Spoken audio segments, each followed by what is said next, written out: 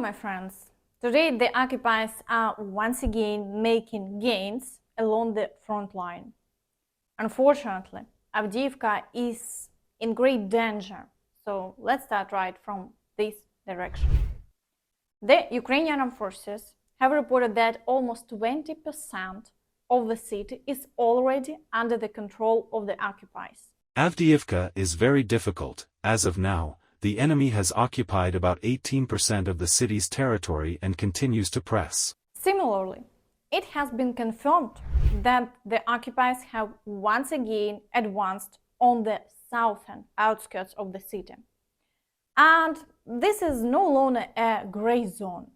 They have entrenched themselves there and continue to expand their success further. Their confirmed advancement amounted to 1 kilometer and 400 meters. And of course, the battles here are very intense. In the past day, along the entire Avdiivka direction, the occupiers conducted 34 attacks. So it's evident that they have thrown all their forces into the battle to capture the city as quickly as possible. In the northern part of Avdiivka, the occupiers are also on the outskirts and continue offensive actions both near the coke and chemical plant and in the private sector, conducting a huge number of shelling attacks. According to unofficial sources, there is information that they have also seized a part of the railway during the day. So we are still waiting for confirmation.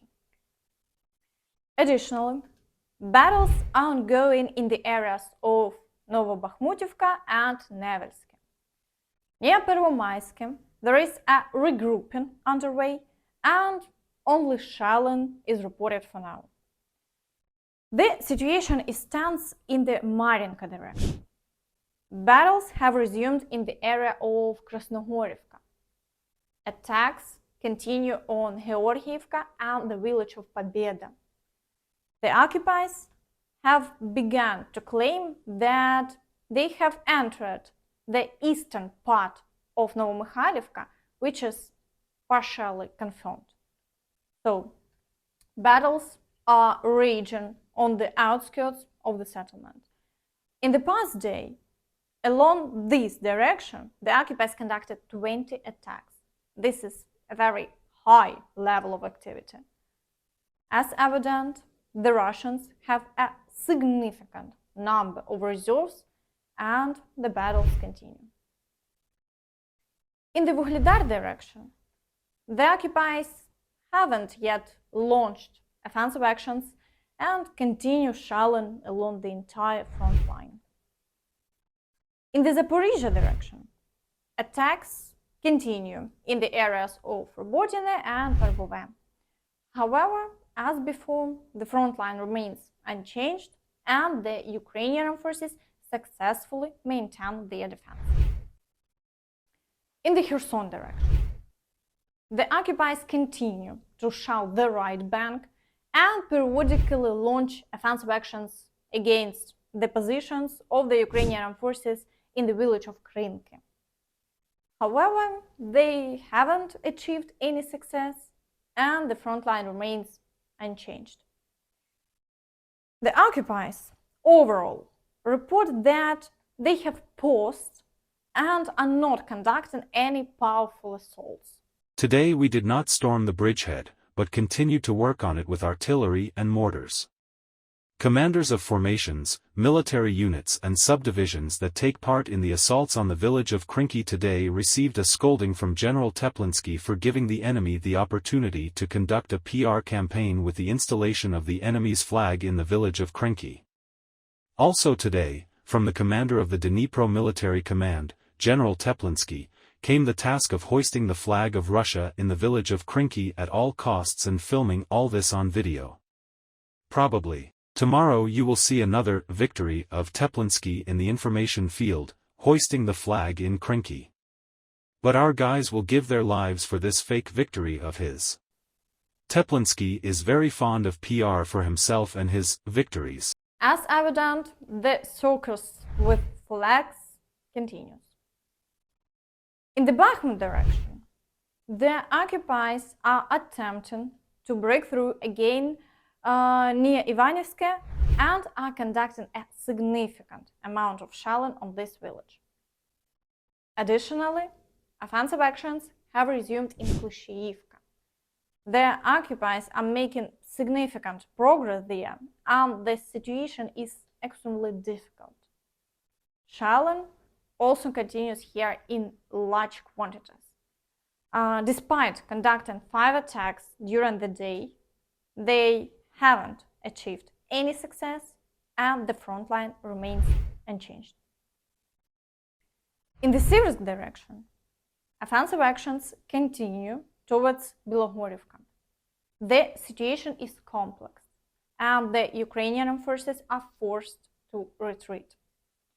Reports from various sources indicate that the occupiers have tactically improved their positions there. Yesterday evening, the Ukrainian Armed Forces reported Belogorivka industrial zone under the Russians. They stormed in a huge column. The guys destroyed part of the equipment, but this did not affect the outcome of the battle.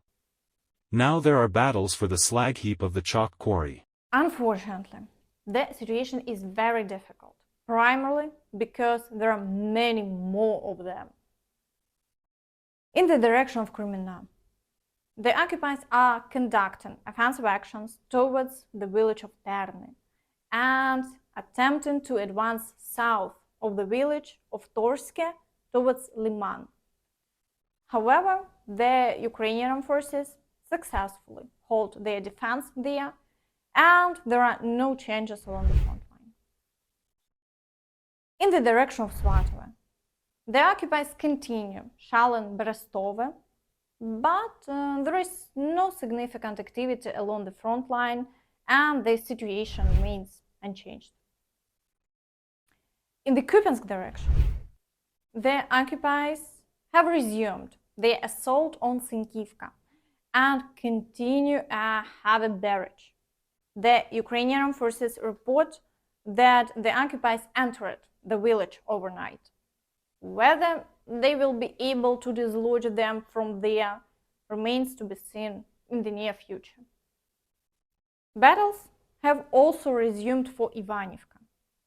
In the past day, 3 assault operations have been conducted in this direction, but the occupiers haven't achieved any success, and the front line remains unchanged.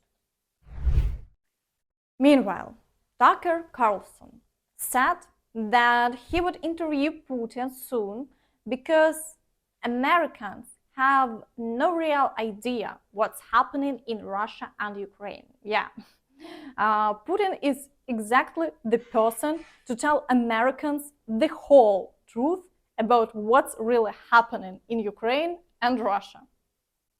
Incomprehensible. We're in Moscow tonight. We're here to interview the president of Russia, Vladimir Putin. We'll be doing that soon.